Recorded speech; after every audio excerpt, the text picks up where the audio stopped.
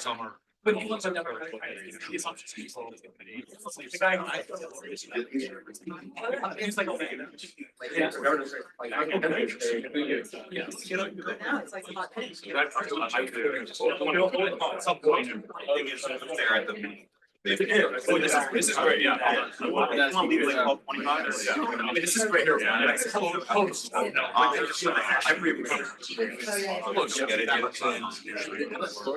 Actually, it's on the lot. okay, yeah. One of those. Everybody shot. Aaron last time. It's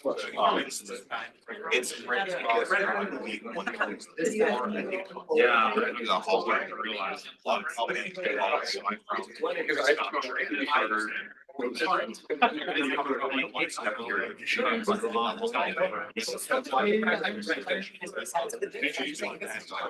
to vote is on.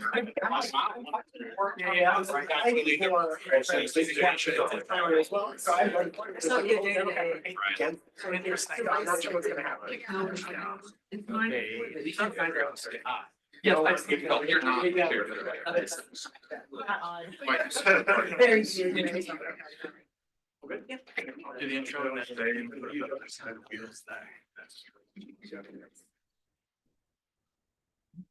Good evening, friends, and thank you for joining us tonight. Welcome to the Daniel Webster Debate Series, hosted by the Georgetown Law Federalist Society. This series is dedicated to Daniel Webster, one of our nation's most revered orators and public servants. Webster relied on the strength of his ideas to advance the American people's liberty and prosperity. He is rarely remembered as a great expounder and defender of the Constitution. Our resolution tonight is, should the court overturn Citizens United? In this monumental case, the court found that, quote, the government may not suppress political speech on the basis of the speaker's corporate identity. President Obama and many others, however, disagreed. During one State of the Union address, he famously declared that the decision would, quote, open the floodgates to special interests to spend without limit in our elections. You just stole one of my quotes. It's a good one, Judge. To discuss this question, we are thrilled to welcome the brilliant Judge Anna Reyes, the amazing Charlie Spies, and the wonderful Mr. Luke McLeod. I now recognize Ian Stapleton to introduce these three stellar panelists. Please give our speakers a warm welcome.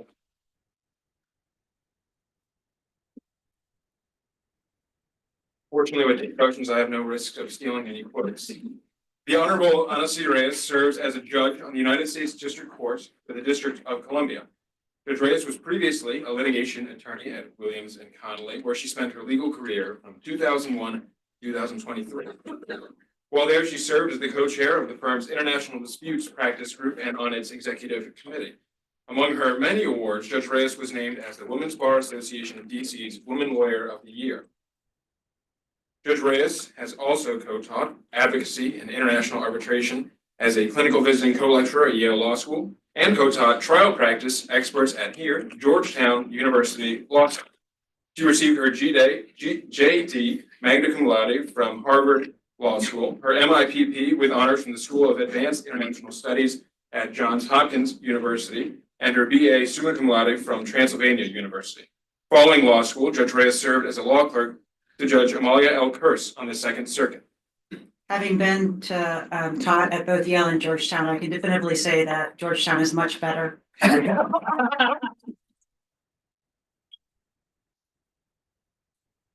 It doesn't actually take much, you just have to teach law.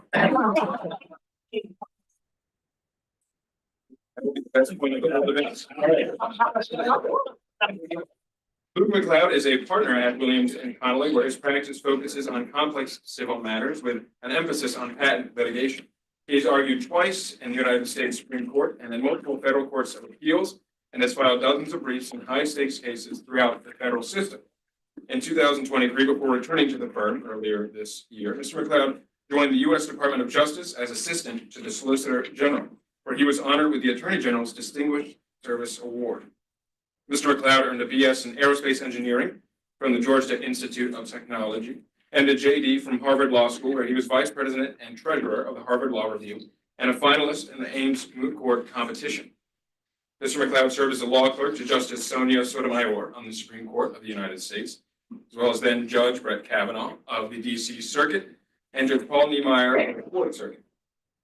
Last but not least, we have Mr. Charles Spies, who is a member at Dickinson Wright PLLC and has been providing strategic political law counsel in Washington, D.C. for over 2 decades. Among other clients, Mr. Spies has represented multiple presidential candidates, U.S. senators, governors, the Speaker of the House of Representatives, and the House Majority Leader on strategic campaign finance, ethics, and First Amendment and political litigation matters. Mr. Spies has worked as counsel to the chairman of the FEC, an election law counsel to the Republican National Committee, and as chief financial officer and counsel for a presidential campaign. He was honored by the Republican National Lawyers Association as the Republican Lawyer of the Year in 2023. He was a fellow at and is now on the board of the Georgetown University Institute of Politics and Public Service.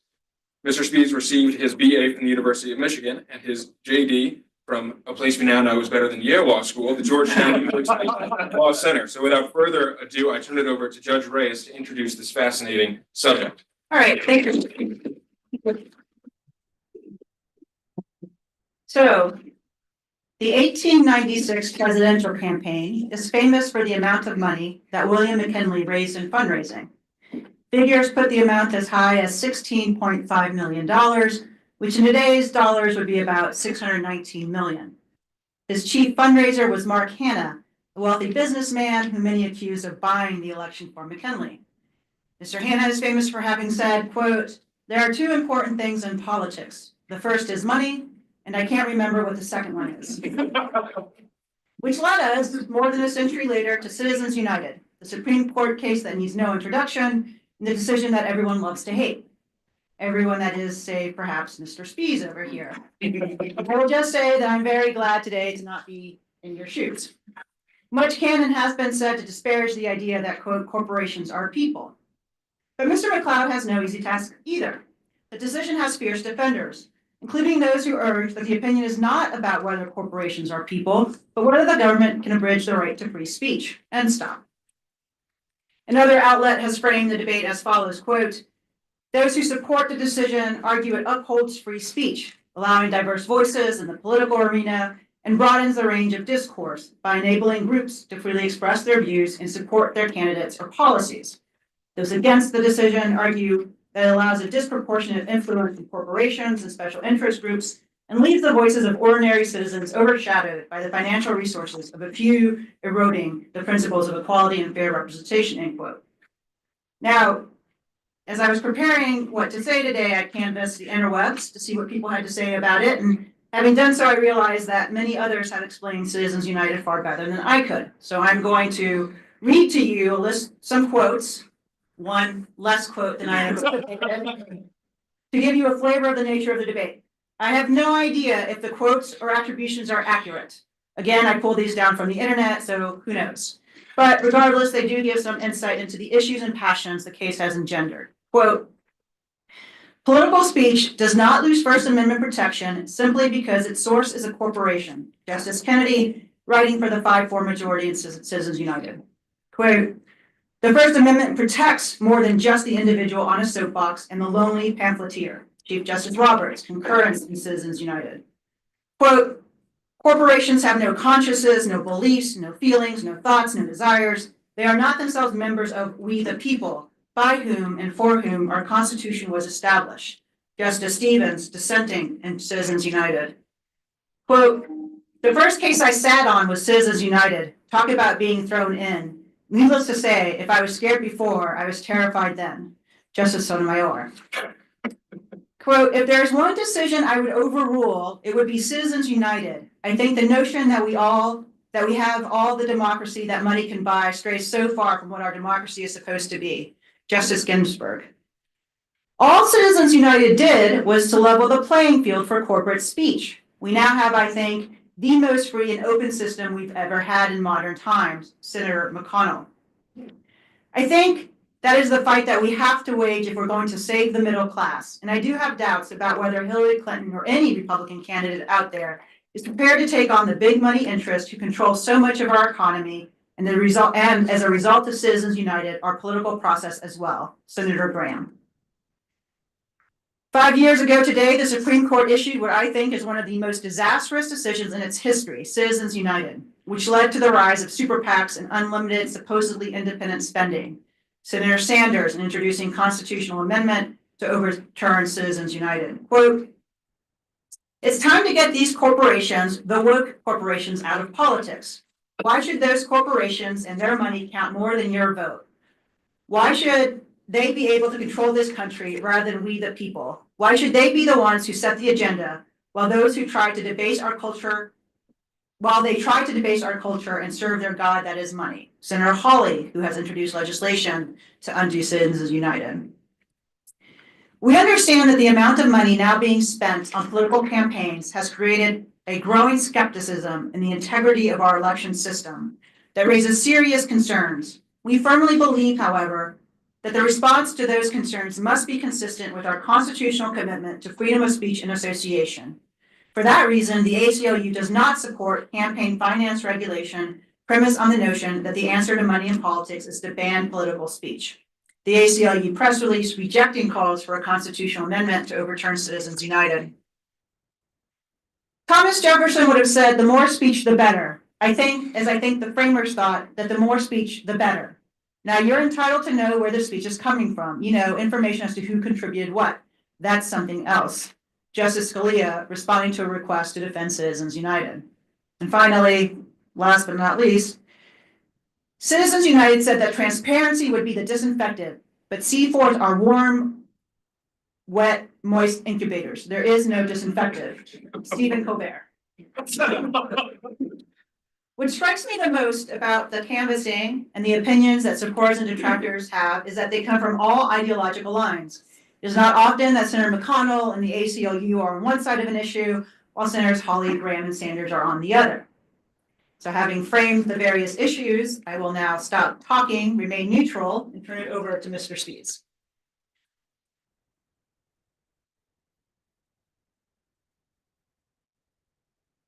Thank you. And the idea that you, Judge, respectfully are neutral here as the moderator makes me feel a little bit like when President Trump went into the debate and whether the moderator was neutral.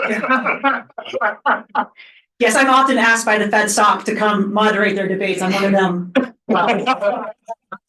You are both esteemed Williams and Connolly colleagues for a long time.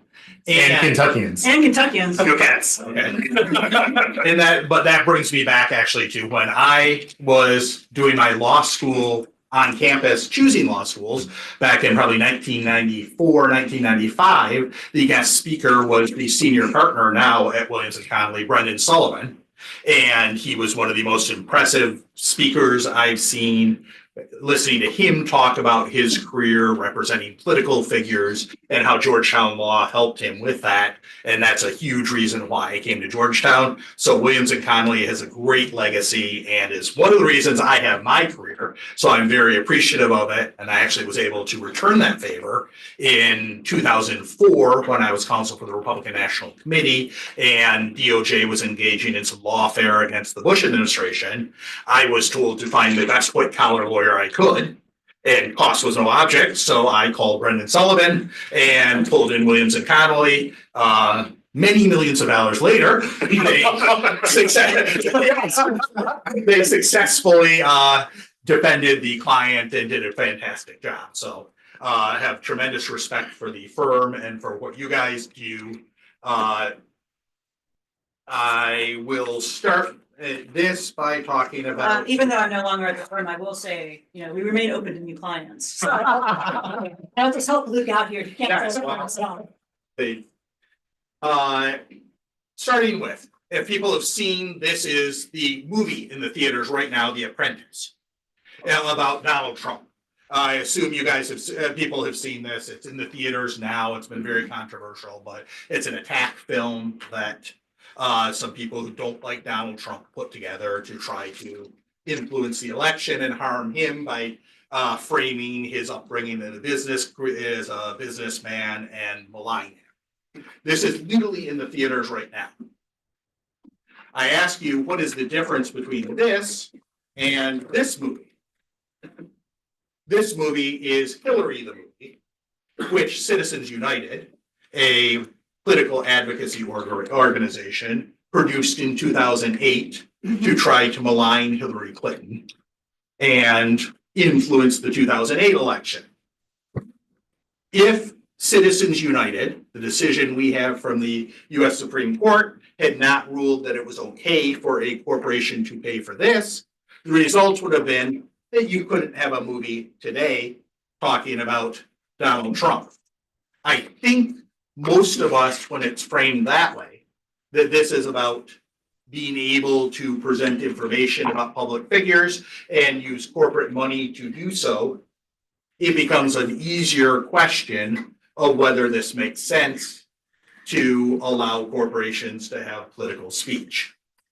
My starting premise, I'm not going to treat this as a debate as much as a conversation, but my primary thesis here today is that allowing free speech through independent expenditures is by individuals and corporations is a terrible form of participatory democracy. But with apologies to Winston Churchill, it's also better than all other forms that have been tried. So most of our federal election jurisprudence about what's allowed in the political arena is formed by practical decisions about what it would mean if you banned Citizens United, or banned soft money, or banned independent expenditures, or McCain-Feingold as originally written. If any of these things had been allowed, the implications are much broader than what the people pushing them say. And also, you will probably hear some rhetoric about dark money. And most recently, the case that has reaffirmed the right to dark money is the Americans for Prosperity, the Bonta case from a couple years ago at the US Supreme Court, and that reaffirmed a nonprofit organization, a 501c4 advocacy organization's ability to keep its donors secret from the government. It's important to remember that that is a direct descendant of the NAACP v. Alabama case, where you had a state trying to expose the donors to the NAACP so that they could be, frankly, hunted down and killed by the Ku Klux Klan. So there's a direct line from NAACP through Bonta of intimidation and threats towards donors. And so there is a reason why you're keeping, to the extent that we're talking about, Citizens United is not about secret money. It's about independent expenditures and the ability of individuals and then corporations, and extended it from individuals to corporations to speak in the political system. But to the extent that a type of corporation are nonprofits, 501c4s or C6s, they have the ability to keep their donors secret because that protects the associational rights of those donors from retaliation. And if you don't want the Koch brother, I mean, if what you want is the Koch brothers to be reviewed, or whoever your boogeyman of the day is, or on the right, if we want George Soros to have to review, to have his donations all disclosed, remember that that also means the NAACP's donations are disclosed also. And so there are larger implications to what we're talking about. The two primary reasons why why advocates of campaign finance reform, or the people who want to get rid of Citizens United, promote that is either political equality or the prevention of political corruption. And political equality, if you go back to Buckley v. Vallejo, is, the US Supreme Court has pretty clearly said leveling the playing field is not a legitimate purpose for restraints on free speech. They have said that preventing corruption or the appearance of corruption is the legitimate reason. That said, political equality is the driving political motivation behind what you are seeing with campaign finance debates. And I've been doing this for about 25 years and it counts the RNC, NRSC, et cetera. And I firmly fall in the Mitch McConnell camp of promoting free speech. But practically, the reason why you see the Washington Post, the New York Times, and Democrats pushing to restrict Citizens United and restrict And free speech Republicans. is not, okay. Senator Hawley was a Republican. I know, because I know how he voted on me. So Senator Hawley and John McCain, fair. But And Graham, I quoted Graham.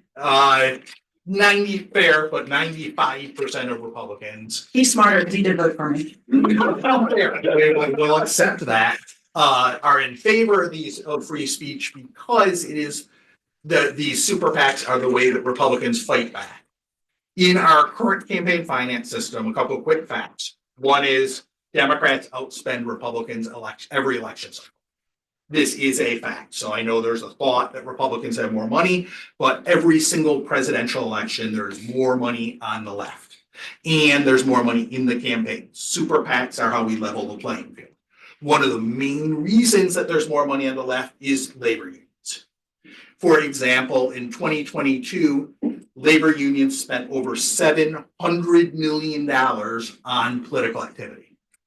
Of that, over 60% of that money comes from union dues. So you're thinking about forced union dues being spent on political activity, and 95% of that money is spent on Democrats. If you get rid of super PACs, think about that. You're taking the Republican ability to fight back. The second issue is the news media. I find it ironic every time the Washington Post or the New York Times does editorials saying we need to sculpt speech and we need to end Citizens United, because they have the media exemption.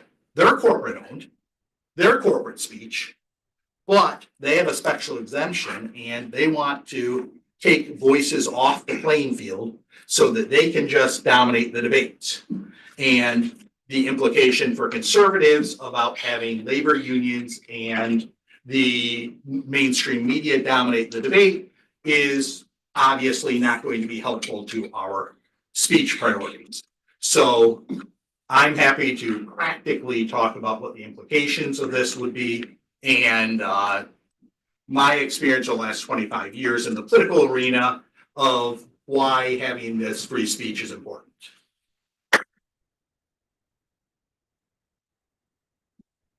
Luke, Mr. McCloud. Thank you, Judge Reyes. Thank you, Mr. Spees. I feel like I learned a lot as you were speaking, which is probably a bad sign for me. But I didn't know best things before I agreed to do this, but it is a may.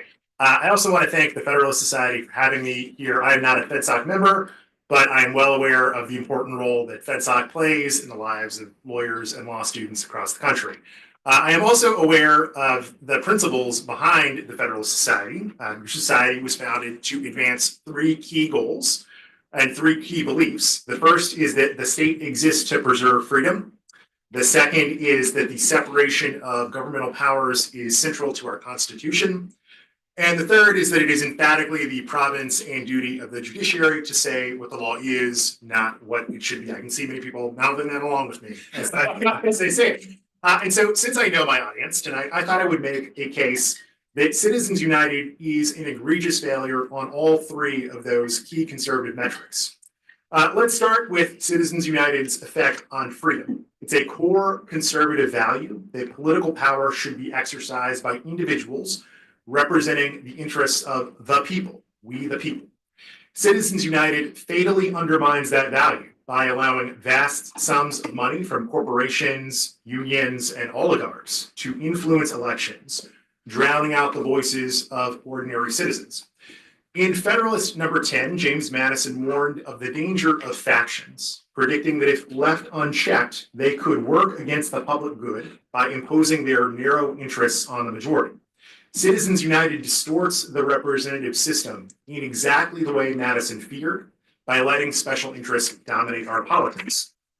But you don't have to take my word for it. Senator Hawley, an esteemed member of the society, recently introduced a bill, as Judge Reyes said. See, you can steal quotes too. As he explained, Citizens United has allowed, quote, corporate America to funnel billions of dollars into elections in favor of politicians who favor their woke social agendas instead of American voters' interests. Now, I don't know exactly what he means by woke social agendas, but I think we all get the basic point. I can tell you. Judge Posner, another friend to many in this room, made the same point back in 2012. He said, the real corruption in politics is the ownership of Congress by the rich.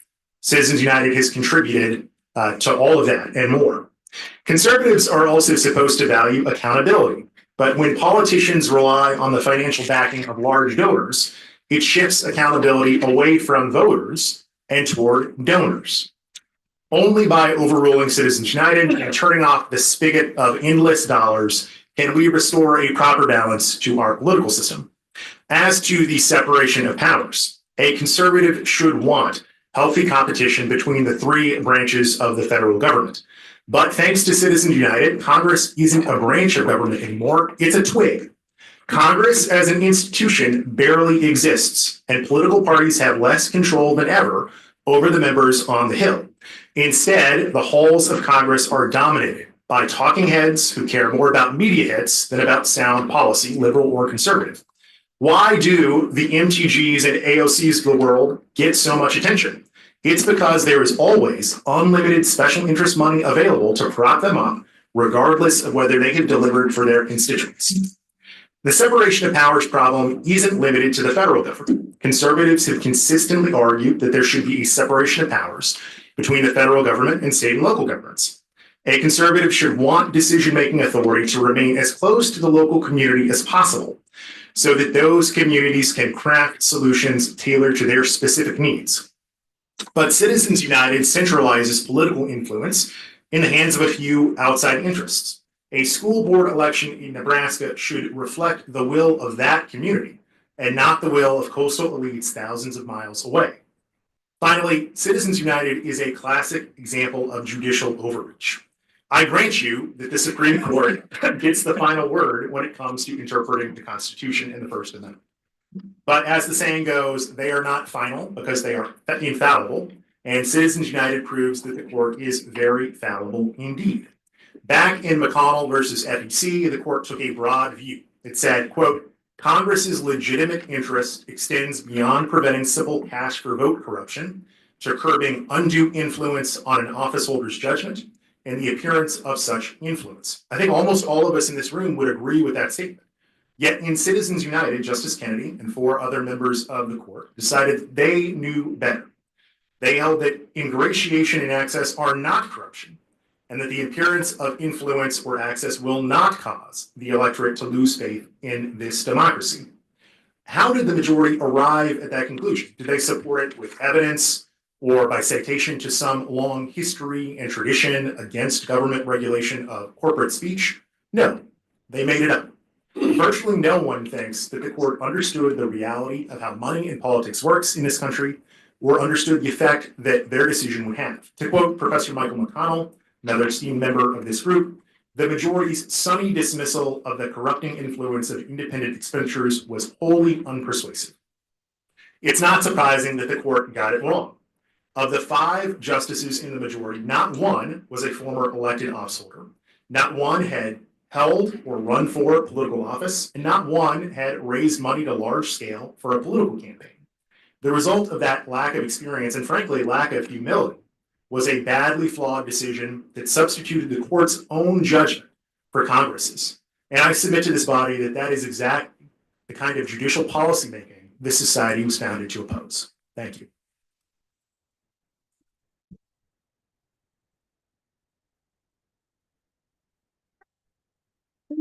ESPN.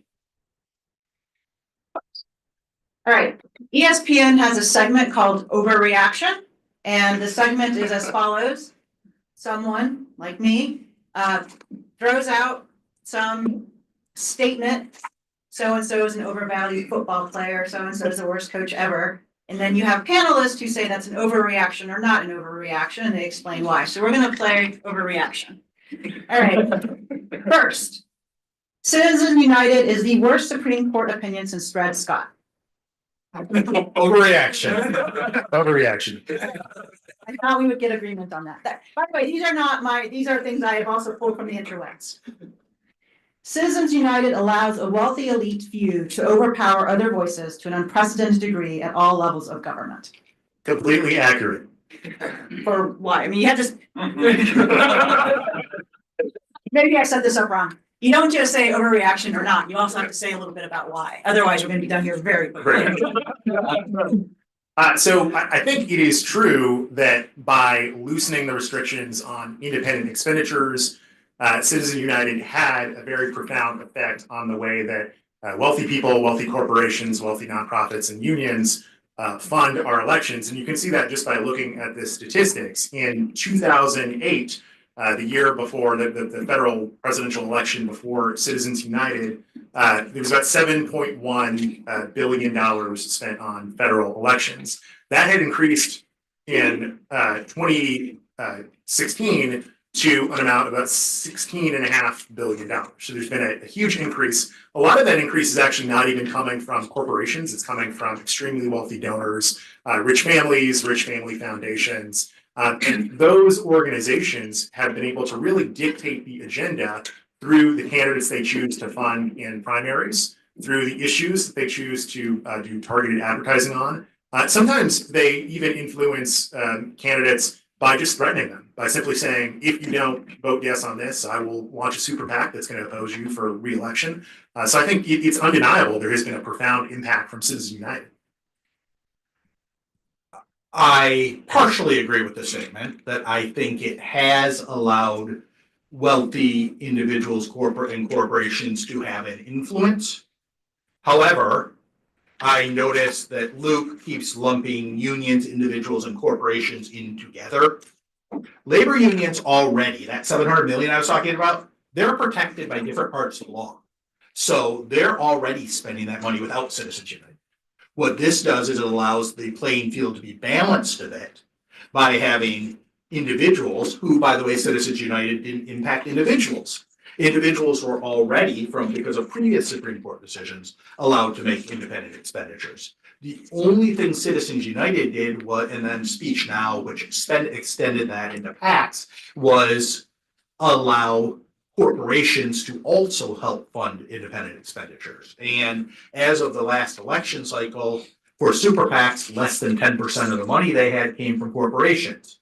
So this is not, it's more fun to attack corporations, but that's not where this is coming from. And I will go back to my thesis statement of what's the alternative. All right. Secret political spending exploded after Citizens United because the disclosure requirements the court relied on do not exist. I don't think it's accurate that it exploded, that secret spending exploded after Citizens United. I think pundits and people talking about this often conflate a whole bunch of different ideas. And you've got super PACs, all of which their donors are fully disclosed. So every penny that a super PAC raises and every penny that a super PAC spends is fully disclosed. Well, hold on. I do not know election law, so I may ask you a question that may be totally wrong. But my understanding is that, yes, the super PAC's donors are fully disclosed, but the super PAC donor might be Honoreus Incorporated, who takes money from all kinds of people. And you don't know who I take money from, because I haven't told anyone, right? That's my understanding of the issue. I would frame it slightly different.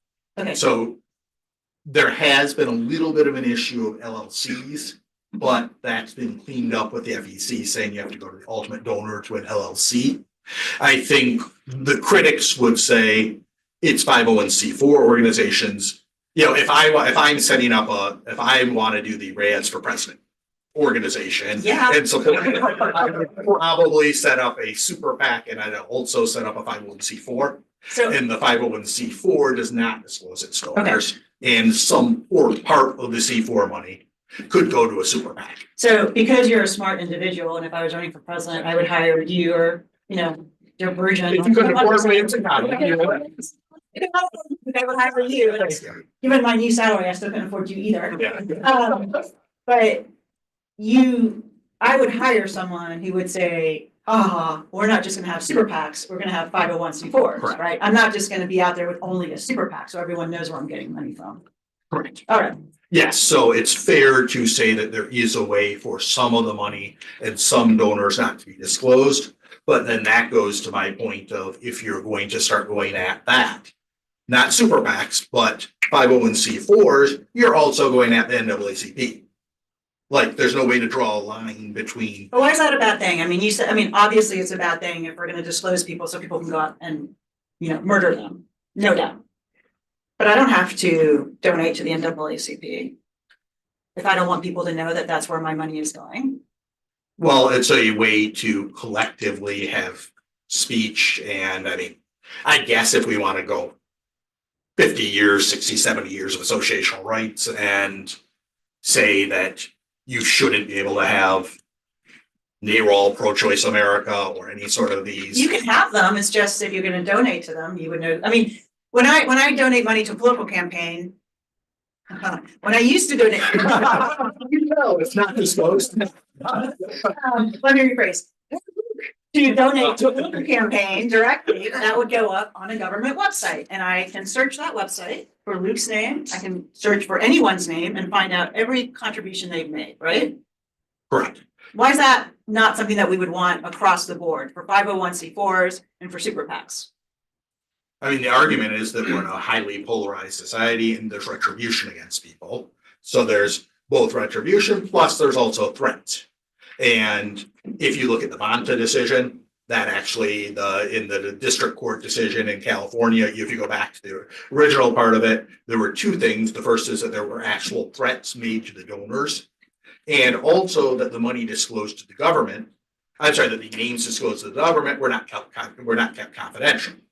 So you couldn't trust them to keep it confidential, and there were threats. And there are lots of examples, and for us on the, for me on the right, that tends to be where the threats are right now, that if Target gave to what they thought was a pro-family initiative, and there were boycotts against the company. Why is that bad? I mean, a boycott is speech, right? I mean, if we're in a, I have questions for you too. Now we're disengaged. I never understood the argument. It's bad if you know who we are because then you boycott us. It's a free capitalist society. In a free capitalist society, people make decisions based on what they want to purchase and who they want to purchase from. And if I don't want to purchase from a company that gives to gay people, that's capitalism. And if the company that gives to gay people doesn't produce a product that people want to buy for whatever reason, they go out of business. Why is that bad?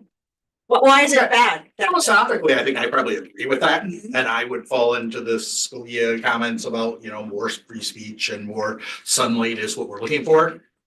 But just please understand that expands across the spectrum. And most of the people that are advocating to end Citizens United, in my experience at least, would be horrified by the idea that their donations to left-leaning policy organizations would be publicly disclosed and they would be subject to scrutiny. All right, fair enough. Luke. So we the people, the Constitution. Corporations speak. Corporations have assets. Corporations have privacy interests that are protected by the Constitution. If corporations weren't protected by the Constitution, or let me put you this way, you wouldn't say that the government can seize Apple's intellectual property without paying for it, because it has a Fifth Amendment right, against takings. The government can't order troops at the AFL-CIO's headquarters, because the Third Amendment protects that. Everyone remember the Third Amendment? And to Mr. Spee's point, the government can't search ACLU's offices without a warrant because the Fourth Amendment applies to the ACLU. And as we're talking about New York Times, we of course have New York Times versus Sullivan. New York Times has protected speech. In fact, the Pentagon Papers, by the way, Edward Bennett Williams' story, he represented Katharine Graham in the Washington Post during that process, and he was this was not in the movie, but did occur. she called him and said, no, it was Bradley called him. He was in the middle of a case. This is before internets. Finally got him out of the case and basically gave him the story and said, what do we do? And without, I think, thinking about it too much because he knew what to do, he said, publish. So anyway, putting him. Anyway, the Washington Post and the New York Times were permitted to publish the Pentagon Papers. It wasn't Joe Smith that published them. And that's because those corporations enjoyed First Amendment speech. So why is Citizens United really any different than why all of a sudden are corporations, not people, protected by the Constitution and the phrase "we the people"? Right, so I think it's a good point. There certainly are, as you've said. You know, I just have to say, I've been on the bench for 1 year and 8 months. The number of times people say I have a good point has gone up. Very insightful, perceptive point. Brilliant. Great. Yes. You know, the fact that corporations have many of the same rights as natural people does not mean they have all of the same rights as natural people. I think it'd be very strange if the New York Times put together a militia and claimed that they had a Second Amendment right to, you know, like have an armed insurrection against the Trump administration. People would probably question that. Well, no one has a right. I mean, individuals don't have a right to have an insurrection. Right, but I think the point is there are distinctions that have been drawn in the constitutional context, and that's true as well in the First Amendment context. There's nothing that says that you cannot draw distinctions between speakers. The Supreme Court does it all the time, between unions and employers, between for-profits and nonprofits, between foreigners and citizens, between federal employees and private sector employees. So the concept of distinguishing between speakers, I think, is not alien to our First Amendment jurisprudence. The other thing I would say is, to my mind, the question is not whether corporations get to speak, it's how do they speak? And prior to 2009, corporations could speak. Citizens United existed. It had lots of advocacy work that it did, that it was allowed to do under the existing laws. What has changed as a result of Citizens United is that they are allowed to speak in these new and unusual ways that I think would have been very strange and very upsetting to the founders of our republic, who were very concerned about the overwhelming influence of these sort of moneyed interests going forward. So actually, Mr. Spies, the two things that you pulled up with the two movies, again, I could be wrong, so correct me if I'm wrong. My understanding is you said we wouldn't have either of these movies if it weren't for Citizens United, right? Yeah. My understanding was that we would have the movies, they just couldn't be shown within 30 or 60 days of an election. I was told there'd be no fact checking. I did not say that. I could be wrong, but that was my understanding, not that we can't, because it's an important difference, right? It's one thing to say we can't have these movies, query whether any of them have any artistic value at all. Mhm. But my understanding was that it was not that you can't have the movies, is that you can't put out these movies somehow, way, shape, or form. I'm not exactly sure, within 30 or 60 days of an election. Fair, and to take it even, I think technically it's even, your correction is even more, because Citizens United, what they wanted to do was spend money to then promote the movie and use it to advocate against Hillary Clinton. So why is that bad? I was compacting that in. I still believe my point is correct, but But why is it so harmful to free speech to say you can speak all you want, go crazy, just not around certain ways, not around certain time periods? Because two things, I don't trust the government to control that. I don't like the idea of it. And I think I disagree with Luke's comment about the founding fathers. The history of going back to the Federalist Papers, of going back to literature with Thomas Jefferson, going back to Abraham Lincoln, putting like our history is ripe with speech, and not only that, but pamphlets attacking opponents. Like this has always been a part of American free speech. But I mean, I only know this from the Hamilton musical, but my understanding is that, in fairness, I did read the Ron Chernow book too, but my understanding is actually during the founding, there wasn't campaigning, that was foreign to the founding fathers. They wouldn't have thought about campaign finance laws because there was no campaigning. There was outright bribery. Well, I think they would give you free alcohol or something to come vote. Fair enough, but my understanding is that there weren't campaigns. In fact, even up through Roosevelt, the presidents, the nominees didn't even show up to a convention. I mean, sort of modern campaigning is not something the founders thought of or did.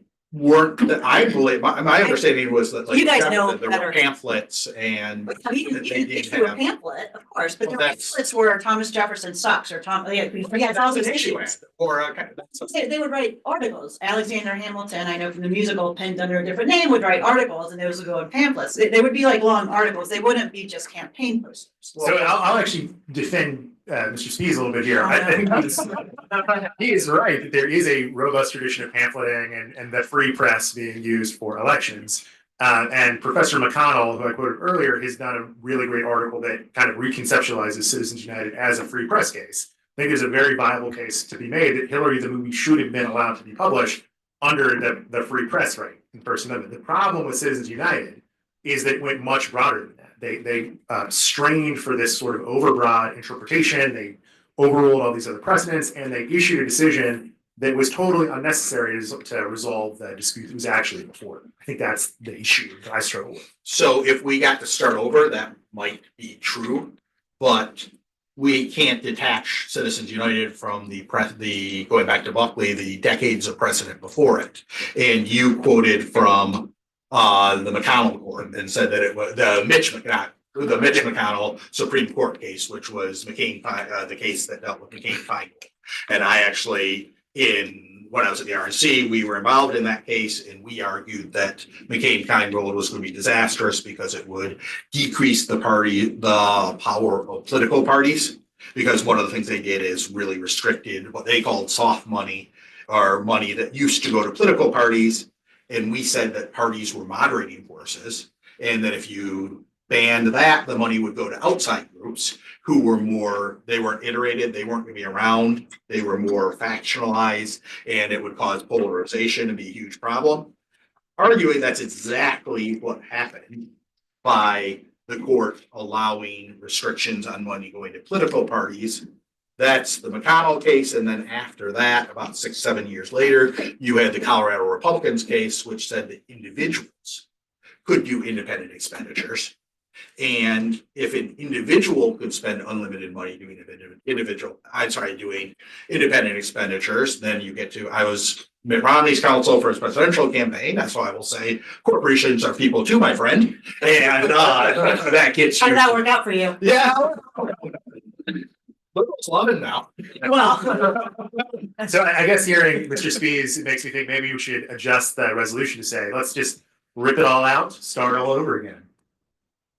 how about that? What if we started from scratch? Now that we have sort of a modern world, by the way, in which you have things like Account Now, where individuals can, give someone who does not have a lot of money, $15 a month, $5 a month. If you have 100, 200,000 people who do that for 4 months leading up to election, actually has created a massive amount of funds going into political campaigns in a way that I think a lot of people say offsets the corporate spending and the super PAC spending. And that was a question I had, but why not just start over? Well, why don't we'll all get together, the U's of the world and the, I don't know who the U's of the world are, Mark, what you call it? Anyway, the U's of the world on the other If side. you were going to say Mark Elias, Yes. like actually the practitioners are closer to agree. Yes. Like Okay. we That's used what to, I meant. like Joe Sandler and the DSA, we used to actually do some stuff together. It's really the people in the reform community. That's these well-funded groups like Common Cause, Democracy 21, Brennan Center, and Citizens United. All these groups that have a cottage business of raising money, saying everybody, undisclosed money in many cases, by the way, saying that everybody else is corrupt and a problem. Well, what about that? What about having the Mark Eliases and the U's of the world? People actually sit down and sort of think, what, we can have a world in which we don't know where we're going to be born into before we create it. So If we can start with figuring out the uneven influence that labor unions have with their forced union dues in the system. So if we can address that. you can address anything you want. And What we can kind of also things, this is actually interesting. What things would we put on the table as sort of precepts that we can all agree with would make for a more viable system? It sounds like we both agree on transparency, the need for transparency, at least to some extent.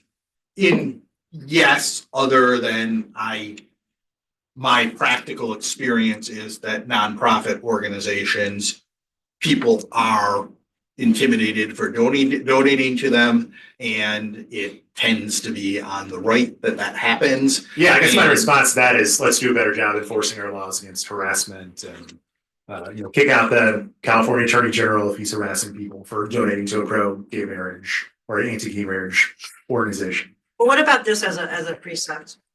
No organization gets to spend money on a political campaign. It's only individuals. No labor unions, no nonprofits, no super PACs, no corporations, just individuals. Then the Washington Post and the New York Times get to decide stuff, and I don't like that idea. I'm sorry, how do they get it? Because of their recruiting? Because of their in the marketplace of ideas. Yeah, and Fox News doesn't have a lot of viewers, so I mean, how's that? They're a good and fair balance.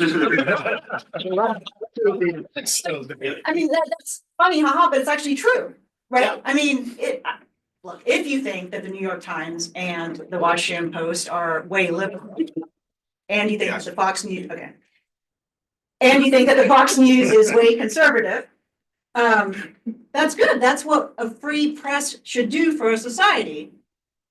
That's how we have a marketplace of idea in the press, and that goes back to Luke's point about the Press and Citizens United. That would not change if we gave individuals and individuals only the ability to contribute to political campaigns.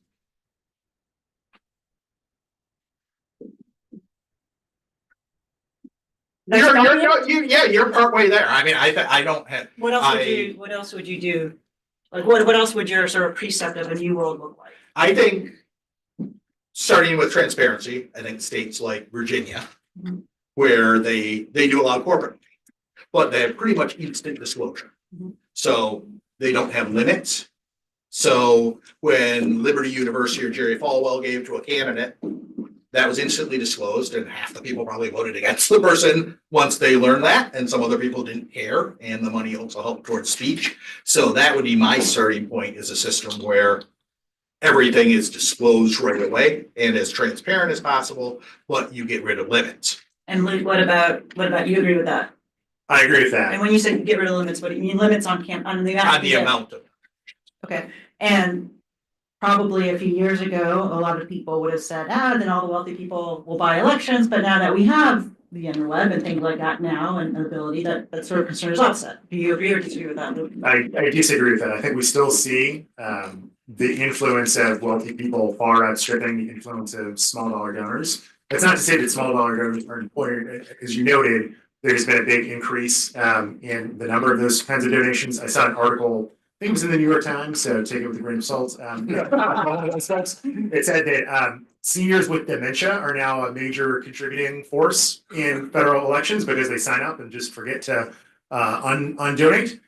So I think that it has become significant, but it is still, I think, at the end of the day, true that politicians care most of all about the big wealthy donors, about the big wealthy corporations and super PACs, and trying to get their money. Well, if that's true. May I respectfully say, I'm not sure I agree with that.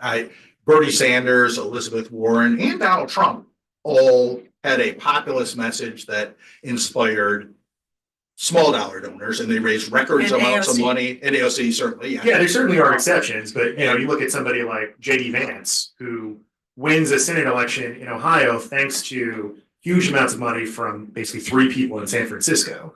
I think that's a sign that money from very wealthy individuals still goes very far. And and money from labor unions certainly has an outside influence also. I agree. Sure. But if you look at where politics are going, and I think the fact that Josh Hawley is calling for restrictions on corporate money is reflective of the fact that he's trying to be more populist. Yeah, because he's bummed about the JD Vance thing.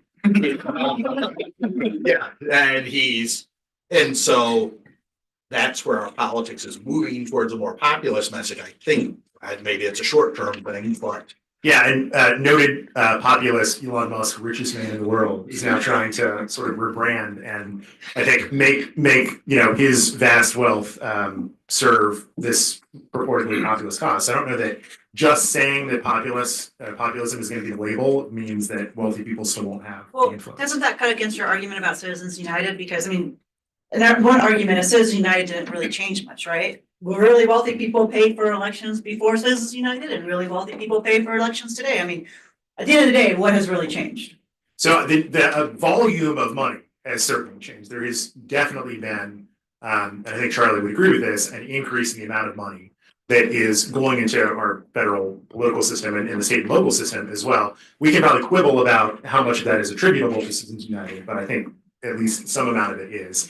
The other thing is the rise of super PACs and these outside groups. That really was enabled by Citizens United, and they are groups that, as Charlie said earlier, have a really malign influence by taking over control from political parties. So it used to be, if you were a member of the Republican Party or the Democratic Party, you towed the party line, and the party bosses had the ability to bring you back in if you went too far.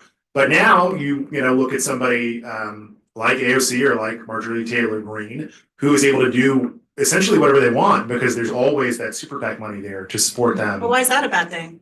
I mean, as between all of our representatives being controlled by a couple of people at the top of the food chain in Congress versus them being able to do whatever they want because people want to pay them to do it. Why is that bad? Yeah, I think it is inherent in the idea of a representative system that you're going to have some sort of structure. So I don't think that it's undemocratic to have Mitch McConnell in charge of the Senate Republicans. And if Mitch McConnell says, in the interest of all of the Senate Republicans, I think you should do X, it makes sense to allow him to say that. It's different if you have some very wealthy donor coming in and really dominating the agenda within that representative body when they're not even a member of it. That seems to be more troubling. Well, but Mitch McConnell doesn't just say, I think you should do X. The way that you set it up, that Mitch McConnell would say, you do X or else. And or else is you're no longer going to be in office because I'm going to stop the spigot flow. 2 quick points. Sorry. One is, I don't know that you've seen the major donors actually influencing policy to the same extent that you've seen the small dollar donors together, banding together and sort of populist message influencing policy. We don't know the result. I mean, it's possible they will. So I'll accept that. But so far, I don't have great examples on that. And if you are worried about polarization and the MTGs and the AOCs, the best thing you could do is get more money back into political parties. There's a case at the Sixth Circuit right now that the Republican National Committee and the NRSC are doing to get rid of coordinated limits on political parties, which would allow them to spend an unlimited amount on the candidates they support.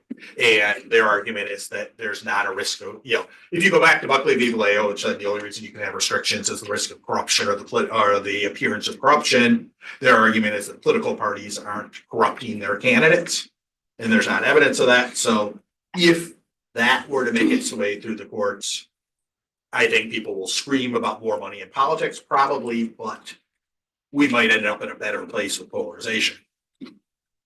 All right. Luke, do you want to go first on the final 2 minutes? Sure. Well, thank you again, Judge Reyes. Thank you, Charlie, and thank you to all the members of the audience. No less a conservative icon than Senator Barry Goldwater of Arizona uttered these words in support of bipartisan campaign finance reform back in 1983. He said, "Our nation is facing a crisis of liberty.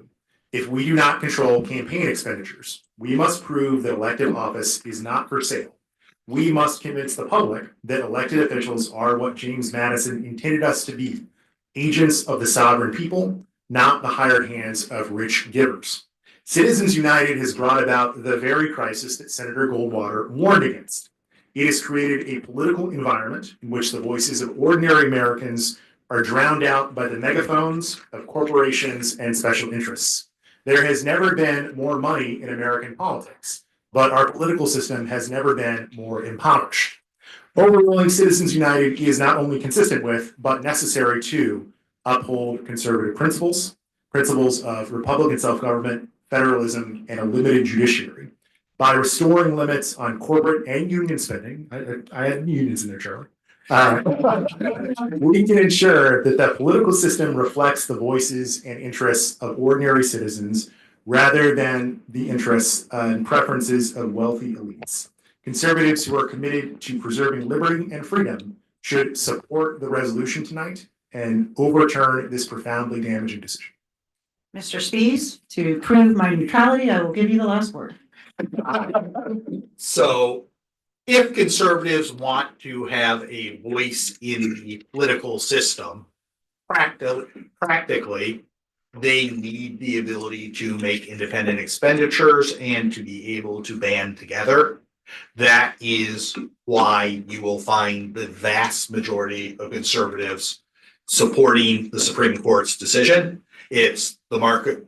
I believe in the marketplace of ideas 100%. I think you would, I shouldn't say 100%, but strongly. And I'll not get fact checked on 100%, but it largely do and would go with the Scalia / Mitch McConnell position on that, based on practical experience, and that gets me back to my starting premise, which is what is the alternative?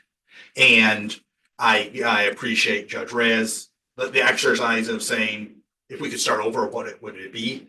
But the practical world we're living in day to day is influenced by the First Amendment jurisprudence, largely going back to Buckley and for it, and that's the system we're in. And we need the ability to have this speech, and I also would be remiss to have this sort of conversation without noting one of the points that Senator Mitch McConnell always makes, which is there's this assumption that there's huge amounts of money spent in politics, and he always points out that more money is spent on promoting potato chips than promoting American politics. More money is spent on promoting bubblegum, bottled water, and yogurt. I think I saw Americans. something that more money is spent on Super Bowl ads than on the presidential election. Yes. For one Super Bowl. So yes, so that goes to as much as these are sort of eye-popping amounts we talk about, and the Harris campaign raising $1 billion in 3 months is astounding. But remember, that $1 billion is raised within limits, and that's not counting super PAC money. That's going through the campaign. So for whatever reason, people are inspired to be giving money. I think I don't support her, but I think it's a good thing that people are participating in politics and have that outlet to have their voices heard. So I would go back to the point that the current campaign finance system is not perfect. I don't like a lot of parts about it. I would, if I had, if we were here another half hour, I would love to talk about McCain-Feingold and the problems with it. And I mean, I've got nothing to do. and get more food, et cetera, and why everything that happened after that has been unintended consequences. But for me as a practitioner, 13 days before Election Day, we are What are dealing. you doing here, by the way? Yes. This is the system we have, and we're trying to negotiate within it. And I would much rather have this than a system where we didn't have the ability to speak. Great. All right. Well, everyone, thank you very much.